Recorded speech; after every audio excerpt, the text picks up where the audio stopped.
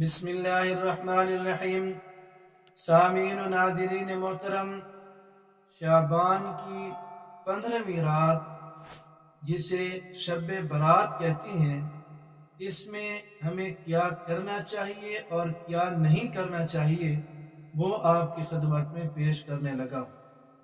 اس رات میں عبادت کو واجب اور ضروری سمجھنا، مسجدوں میں اجتماعی شب بیداری کرنا، مخصوص قسم کے مختلف طریقوں سے نوافل پڑھنا جن کی شریعت میں کوئی اصل نہیں ہے، نوافل کی جماعت کروانا، ہوٹلوں اور بازاروں میں گھومنا، چراغاں کرنا، حلوہ پکانے کو ضروری سمجھنا، اس رات میں ایصال ثواب کو ضروری سمجھنا، قبرستان میں چراغ جلانا، اور اس رات میں گھروں میں روحوں کے آنے کا عقیدہ رکھنا، فوت شدہ شخص کے گھر جانے کو ضروری سمجھنا، گھروں اور مساجد کو سجانا، اور ان تمام سے بڑھ کر یہ کہ اس رات میں آتش بازی کرنا، یہ تمام وہ کام ہیں جو آپ کو گنوائے ہیں،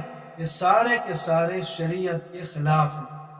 ان کا کوئی ثبوت نبی پاک صلی اللہ علیہ وسلم کی زندگی اور آپ کی تعلیمات اور آپ کی مقدس جماعت صحابہ اور اہل بیت سے کوئی ثبوت اس کا نہیں ملتا، سلف صالحین سے بھی اس کا ثبوت نہیں ملتا۔ اس لیے ان رسومات کو چھوڑ کر وہ کام کرنے چاہیے جو سنت بھی ہوں اور شریعت کا طریقہ بھی ہو۔ تو چنانچہ کیا کرنا چاہیے؟ یہ ہے کہ عشاء کی نماز جماعت کے ساتھ پڑھنی چاہیے اور فجر کی نماز بھی جماعت کے ساتھ پڑھنی چاہیے، اس لیے کہ روایات میں آتا ہے کہ جس نے عشاء کی نماز جماعت کے ساتھ پڑھ لی اس کی آدھی رات عبادت میں لکھی جاتی ہے، اور جس نے فجر کی نماز پھر جماعت کے ساتھ پڑھ لی تو اس کی پوری رات عبادت میں لکھی جاتی ہے۔ اب عورتیں بھی اس نماز کی پابندی کریں، عشاء کی نماز کو بھی اپنے وقت پر پڑھیں اور صبح کی نماز بھی اپنے وقت پر پڑھیں۔ شعبان کی 15ویں رات جسے شب برات کہتی ہیں، اس میں عشاء کی نماز بھی اور صبح کی نماز بھی پابندی کے ساتھ اس کو پڑھنا چاہیے۔ یہ کیا ہے؟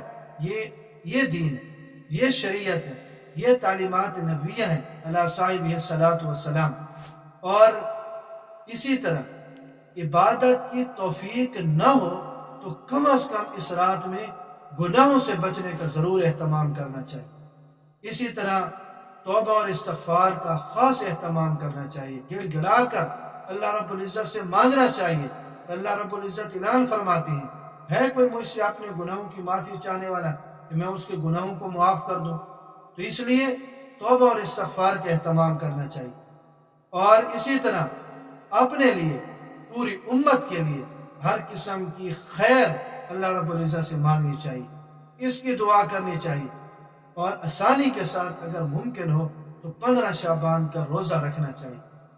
یہ جو آپ کو گنوائے ہیں نا، یہ کام کرنے چاہیے، یہ کوئی شب برات کا لازمی حصہ نہیں ہے۔ ہاں یہ ہے کہ ان کاموں میں مشغول ہو کر جو منکرات ہیں، جو خرافات ہیں، جو رسومات ہیں، جو بدعات ہیں، ان سے بچا جا سکتا ہے۔